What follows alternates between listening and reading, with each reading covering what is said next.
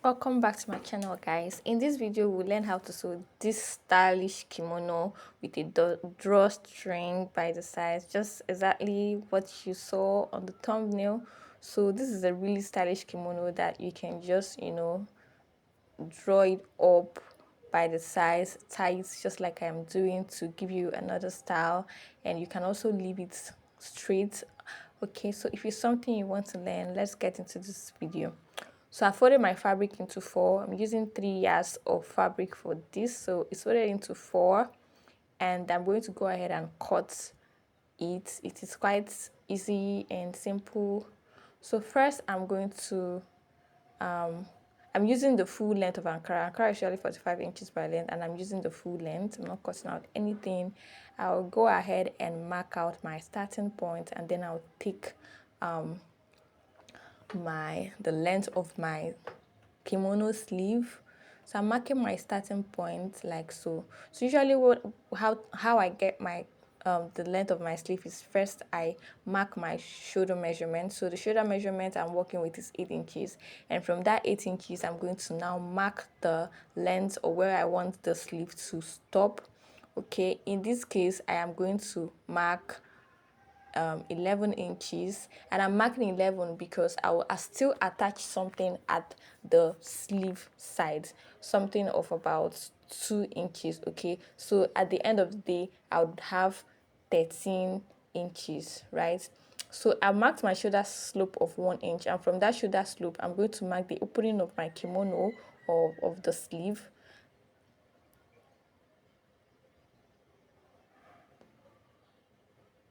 So I'm going to mark 12 inches. This is including the seam allowance or joining allowance. So mark 12 inches there.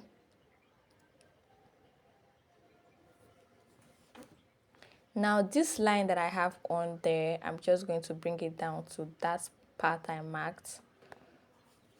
So the next thing is to take my neck. So the neck depth I'm working with is 1 inch. The width is 3.5. right? So this is for the back. I'm going to be cutting the back first, then I would now cut the front. So I'll just connect this neck width to my shoulder slants there. Then on this part I'll come in by 2 inches and I'll mark it, square that up, and then create a curve. I'll bring that 2 inches down to my hem. Now that's curve is just going to enable me sew the sides. Okay, so this is basically all for the cutting. I'll go ahead and cut out the neckline. Like I said, I'll be cutting the back neckline first. So I did 1 inch depth and 3.5 for the width. I'll cut out the neckline, then I'll cut out the shoulder, and mind you, I left about ½ inch up for the shoulder for joining. I'll cut the size.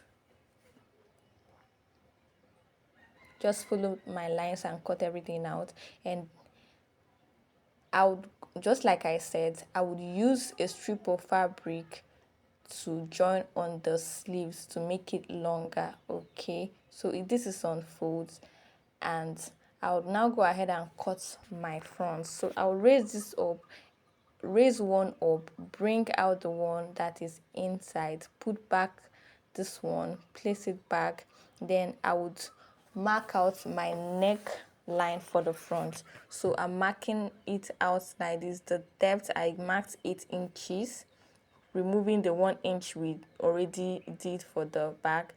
Then I connected it to the neck width.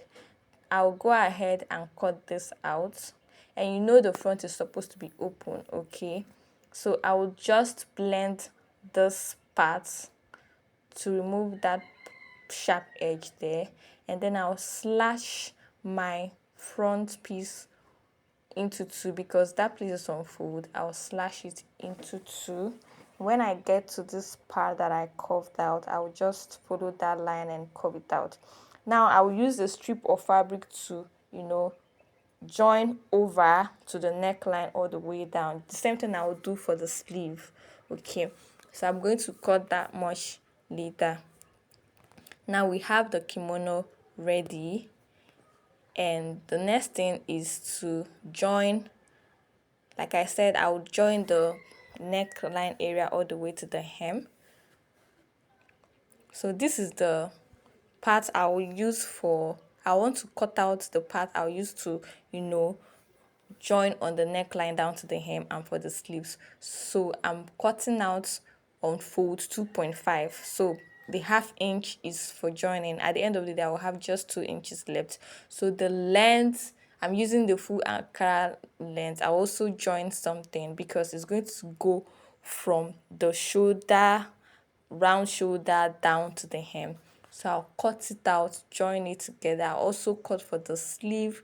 I measured my sleeve opening, which is 12 inches like we marked. On fold is going to be 24. So I cut everything out, and the width is actually 2 inches for all of this. I'll use it to join on the sleeve and also on the neck of the kimono. So I'll go ahead and join my shoulder now, and then I'll fold my hem. Yeah, fold your hem first before you join the size. And you'll be joining the size by 1 or 1.2 inches. This is to enable you create the space for the drawstring, right? Because we're using the allowance to create the channel for the drawstring, just like I've already done. This is the strip of fabric that I cut out and joined. Okay, the length is actually 27, and I've joined my size. I'll go ahead and pass through these things after I must have sewn on my allowance. But I'm going to measure from my hem 15 inches. That is how long I'm going to measure.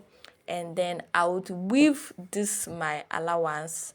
Okay, but if you don't want to weave, you can go ahead and fold a little, but make sure that your allowance is enough to accommodate this strip that you would pass through your allowance. So I have weaved it down, and I sewed on it. Like I said, it is 15 inches from the hem. That is where this strip of fabric, the drawstring, is actually going to end.